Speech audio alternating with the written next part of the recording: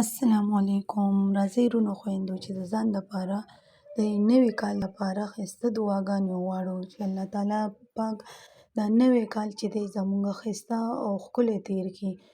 یا الله یا پروردګاره تېر کال چې زموږ نه څه ګناهونه څه خطاګانې شوي یا الله ته هغه موږ ته معاف کړي. یا الله یا پروردګاره دې نوي کال کې یا الله په موږ باندې حج عمره وکړي. یا الله یا پروردګاره زما ډېر وروڼه خویندې داسې دي چې رشتې نه دي شوي. یا الله ته د هغوی رشتې وکړي.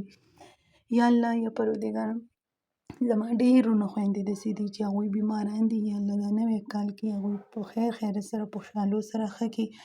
یا الله یا پروردګاره زما وروڼه خویندې ډېر داسې دي چې اولاد یې نشته. یا الله که د هغوی نارینه اولاد نه وي نارینه اولاد وله نیکه عمله صالحه ورکړي. یا الله که زنانه اولاد یې نه وي یا الله زنانه اولاد وله ورکړي. یا الله که د چا اولاد وي نافرمانه یا الله فرمانبردار کړي د مور و پلار. یا الله حج عمره زما په ټولو وروڼو خویندو باندې وکړلې.